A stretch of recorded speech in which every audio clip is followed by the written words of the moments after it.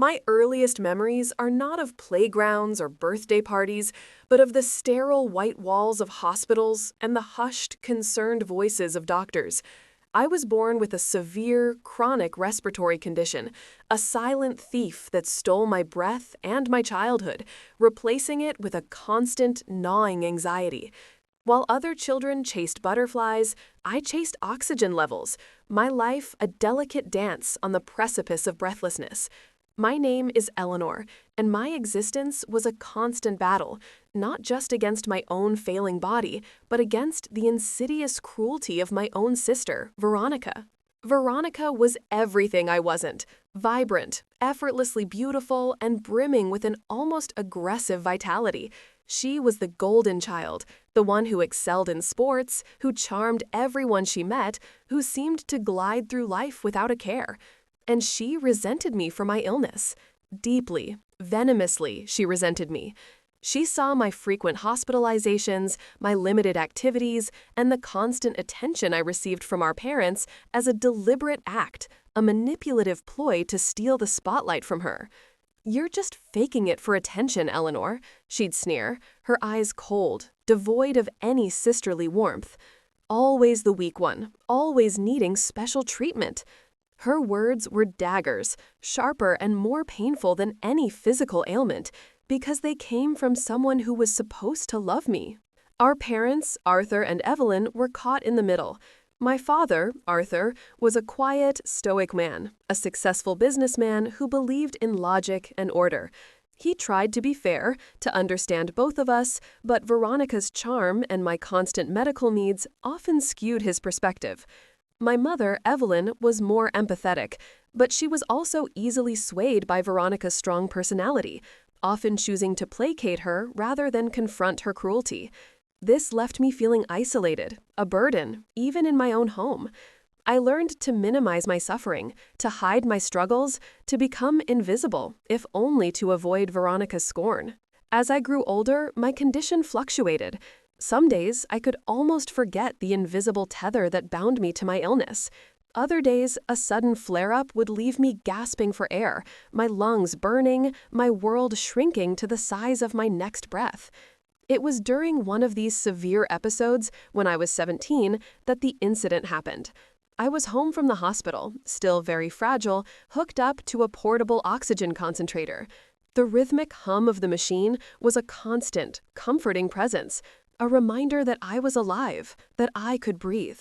I was resting in my room, trying to regain my strength, the cannula tubes delicately resting in my nostrils, delivering the life-sustaining air. Veronica burst into my room, her face flushed with anger. She had just been grounded for sneaking out, and in her mind, it was somehow my fault.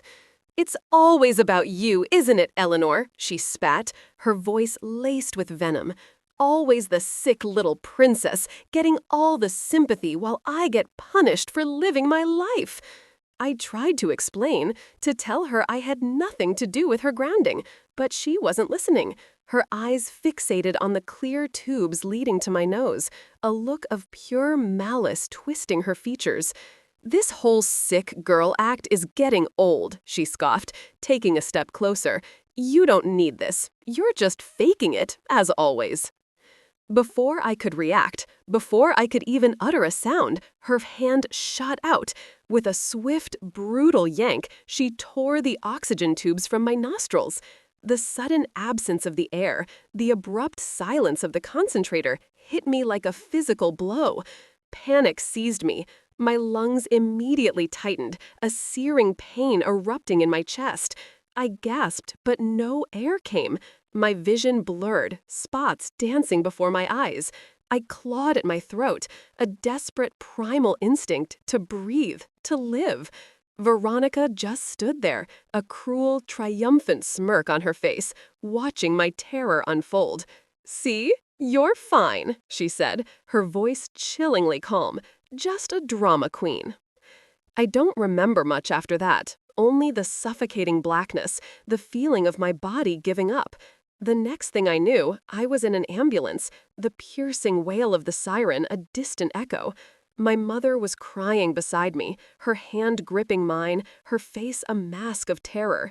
My father looked pale, his usual composure shattered. Dr. Eris Thorne, my pulmonologist, was there too, his brow furrowed with grave concern. He explained to my parents that the sudden cessation of oxygen had triggered a severe bronchospasm, a life-threatening event. I had been moments from irreversible brain damage, or worse. When I finally recovered enough to speak, I told them what Veronica had done. My parents were horrified, but Veronica, ever the manipulator, denied everything. "She's delusional," she shrieked, tears streaming down her face, a performance worthy of an Oscar. "She's always making things up, getting attention. I just walked into her room and she started gasping. I was trying to help." My mother, torn between her daughters, didn't know what to believe. My father, usually so rational, seemed paralyzed by the emotional turmoil. He wanted to believe Veronica, to preserve the image of his perfect family, but the doctor's stark words, the cold medical facts, gnawed at him. He knew, deep down, what had happened. The incident left an indelible scar, not just on my lungs, but on my soul. I knew, with a chilling certainty, that Veronica was capable of anything. From that day on, a quiet, steel-hard resolve began to form within me. I couldn't fight her openly, not when our parents were so easily swayed. But I would protect myself. I would survive. And somehow, someday, justice would find her. I minimized contact with Veronica, retreating further into myself, focusing on my health and my studies, building a life independent of her toxicity. Years passed. I went to college, pursuing a degree in medical research, driven by a desire to understand and conquer the very illness that had defined my life. Veronica, meanwhile, continued her whirlwind existence, bouncing between jobs, always relying on our parents' financial support, always the center of her own universe. Our father, Arthur, began to slow down. The stress of his demanding career, coupled with the unspoken tension in our family, took its toll. His health declined steadily, and a quiet sadness settled over him. He never fully confronted Veronica about the oxygen incident, but I often caught him watching me with a look of profound regret and sorrow, a silent apology in his eyes. Then came the call. Our father had passed away peacefully in his sleep. The news hit me with a dull ache. Despite everything, he was my father, and I loved him. Veronica, predictably, was distraught, but her grief seemed tinged with a calculating edge, a barely concealed anticipation. She had always been the favorite, the one who would inherit everything. She made it clear to anyone who would listen that she expected to be the primary beneficiary of his considerable estate. The day of the will reading arrived, shrouded in a somber gray. The lawyer's office was hushed, the air thick with unspoken expectations. Veronica sat opposite me, radiating an almost palpable smugness, occasionally shooting me a condescending glance. Our mother, Evelyn, sat between us, her face etched with grief, her hands clasped tightly in her lap. The lawyer, a stern-faced man named Mr. Davies, cleared his throat and began to read. He went through the usual formalities, the distribution of minor assets, the establishment of trusts. Veronica fidgeted impatiently, waiting for the main event. Then Mr. Davies paused, adjusting his spectacles. "And now," he said, his voice taking on a more serious tone, "we come to the bulk of Mr. Arthur Thorne's estate, and a specific clause regarding its distribution." Veronica leaned forward, a triumphant smirk already forming on her lips. I braced myself, expecting the usual narrative, the confirmation of her favored status.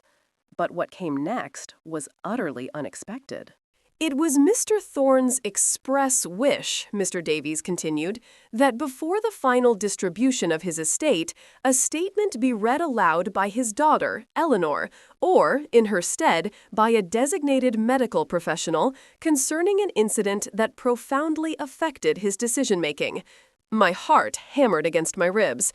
Veronica's smirk faltered, replaced by a look of confusion, then dawning dread. Before anyone could speak, the door to the office opened, and in walked Dr. Eris Thorne. He looked at me, a gentle, reassuring nod, then his gaze swept over Veronica, cold and unyielding. Veronica gasped, her face draining of color. "Dr. Thorne, what is this?" she stammered, her voice trembling. My mother looked bewildered. Dr. Thorne, without acknowledging Veronica, walked to the head of the table, pulling out a thick file.